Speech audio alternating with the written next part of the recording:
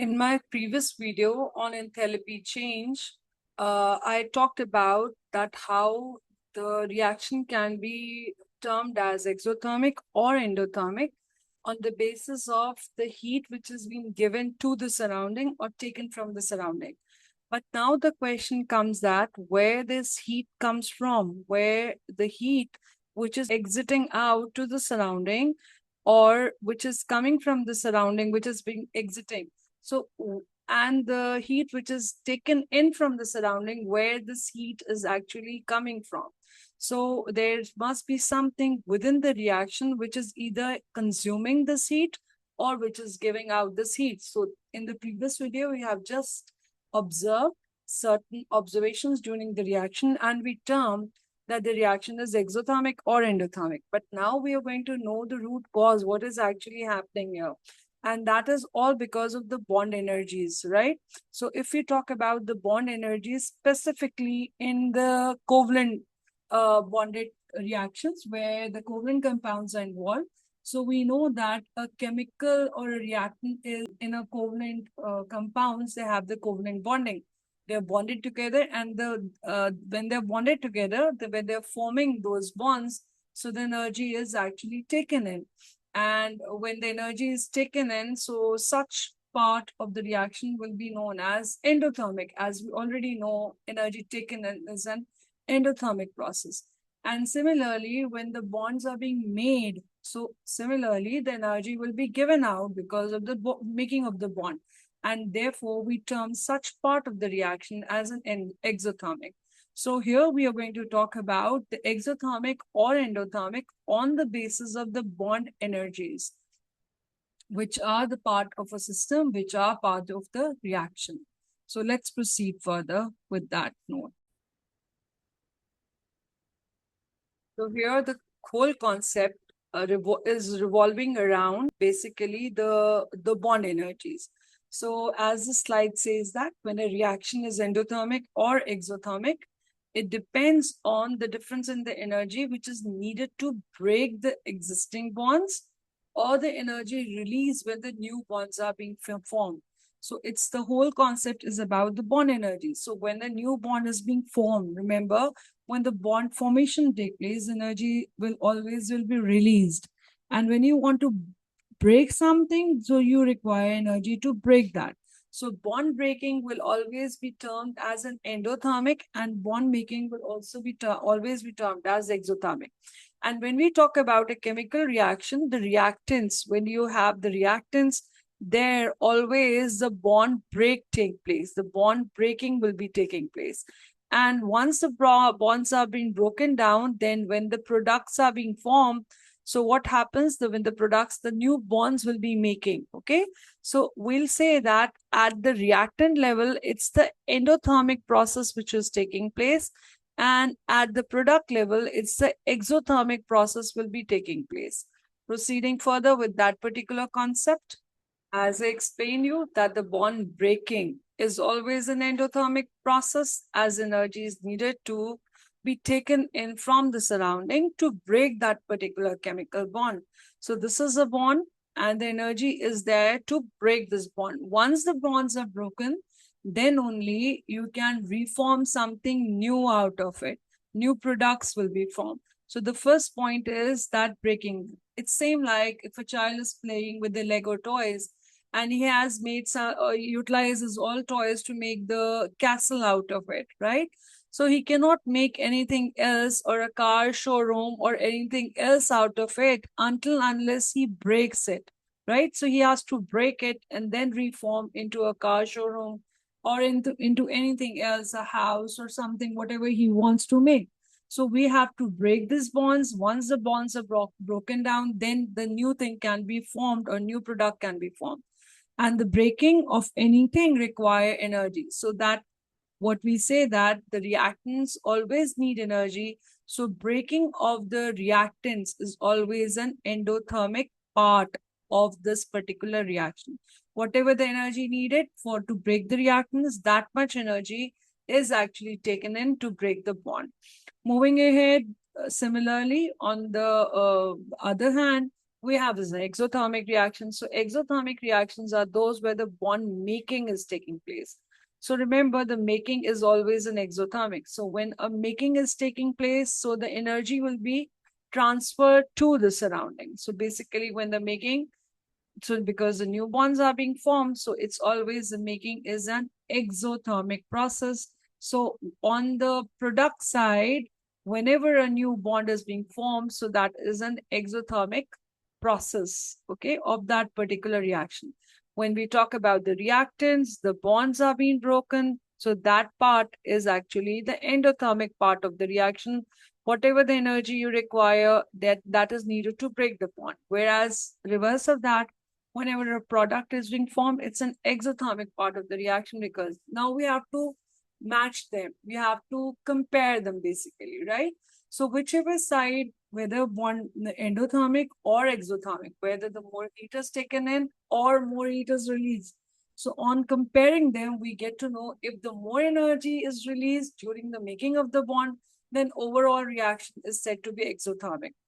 If more energy is taken in to break the bond, then overall reaction will be termed as endothermic. So this is how, on the basis of the bond energies, we can compare the two set of energies needed to break the reactants. That's and the energy which is being given out to form the bond. So when we compare, then only on comparison we get to know which side is more. Is it more energy given or it's taken, and accordingly we compare and we say, okay, the reaction is exothermic. Now we get a theory question based on this. Examiner says that, okay, describe and explain that how the bond energies help us to identify the reaction as exothermic or endothermic. And they give you one equation and they say that this is an equation and this reaction is exothermic, and explain and describe why this is exothermic. So you have to give one mark fact. And the fact is that the bond breaking is endothermic, bond making is exothermic. So in this case, if they have stated it's an exothermic reaction, so you say in this case, more energy is given out in the forming of the product, then it's needed to break the bond. That's why overall reaction is exothermic, and vice versa. Okay, so this is how we go about it. And here it says that, I'm just reading it out, if more energy is released, then it's absorbed. Then the reaction is exothermic, because more energy is released when the new bonds are being formed. The energy required to break the bond in the reactant. The change in energy is negative, because we know that for an exothermic, it's always denoted by a negative sign. Since the product have less energy than the reactant, therefore it's an exothermic reaction, whose value is negative. So negative value indicates is an exothermic. On the other hand, when we talk about the endothermic reactions, so more energy is absorbed to break the bond, then is released to form a new bond. This type of reaction is said to be endothermic. Overall change in energy in this we depicted by delta H, and the endothermic are denoted by a positive value, okay, which shows that it's a overall endothermic, which is shown, and it is also shown in the energy level diagram. Now, here we have the calculation-based question.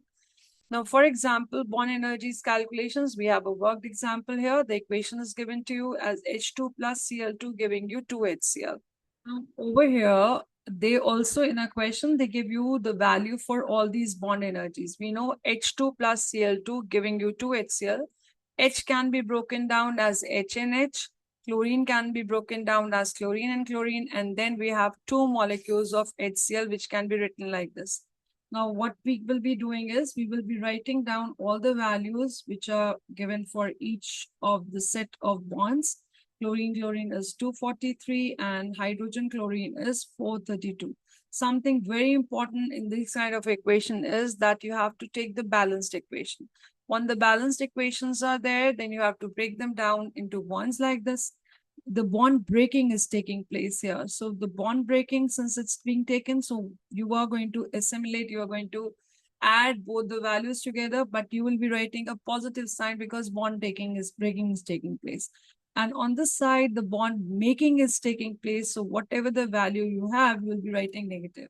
Whichever side is bigger side, bigger value. So overall delta H is going to be. Now, for example, let's suppose I'm not calculating these values, I'm just supposing it. Let's suppose we have 100 here on this side and 150 on this side. So overall for this reaction, delta H is going to be negative, and I'll write down when finding the difference as 50 kilojoules per mole. So I need to find out the difference. Whichever side is a bigger side, I'll put a negative sign or a positive sign accordingly. And then I can say, okay, find this reaction as an exothermic. So these are my fake value. They are not actually on calculation. This is just I have taken in order to make you people understand. Now the worked example I've shown you. Now here what we are supposed to do is, these are the steps we will be following. So first of all, you need to have a balanced equation. Now we will calculate the amount of energy taken in. So that means we are dealing with the reactant side first. So the reactant side, we had hydrogen and we have a chlorine. So their values being added up, it's 679. And I know it's an endothermic because the energy needed for the hydrogen bond need to be broken down and the chlorine. So it's a positive value. Then I need to calculate the energy which is given out. That means I need to calculate the values on the product side. So it was 2 times HCl. So H and Cl bond broken down. So I'm getting altogether 464. These are the actual values taken from the table. Now, when I'll find out the difference of this, I know that this is a positive value and this is a negative value. I'll take out the difference. So overall value I'm getting, that's bigger, which is negative value. So I'll put an overall sign as minus 185 kilojoules. So that means this amount of energy has been given out.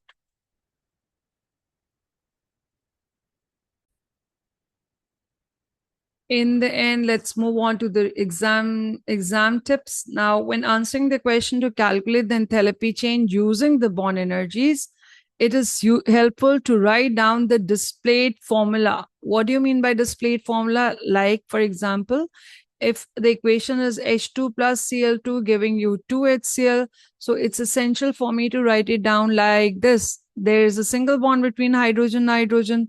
There's a single bond between chlorine and chlorine, and there's a single bond between hydrogen chloride. But these are basically 2 in number. So first step is that you need to have a balanced equation. So you know exactly okay, how many bonds of each type are there. And then the next step is to substitute the value from the table. So whatever the value for hydrogen, I'll write it down below here. Whatever the value for chlorine and chlorine, you write it down, and same goes. And then move on to the calculations.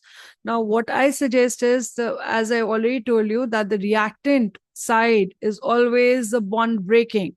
And the bond breaking, I will always take it as a endothermic. So whatever the values I have on this side, I'll be writing them with a positive value, right? Because reactant side, this is bond breaking.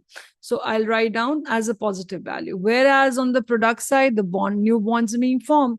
So I'll sum up all the values on the product side and overall I write down the negative. Next step, what I'll do is I'll take out the difference of both the values, the reactant side as well as on the product side. Okay.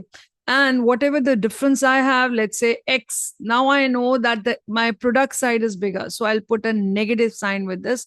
And then the enthalpy change is going to be proved. It's going to prove that it's an exothermic.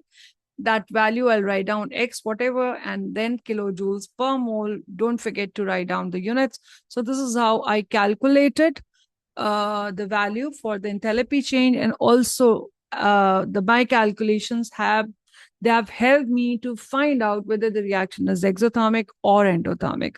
So these 2 type of questions you get related to this bond energies. Number 1, they ask you the detailed question.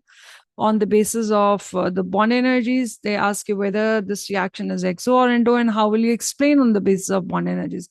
And second is the calculation based. So with that, we are done with the chapter enthalpy chain. Inshallah, in the next video, we'll do some of the past paper questions related to this topic. So watch out the 3rd video as well to check out the application of the concept which I have taught in these 2 videos. Thank you.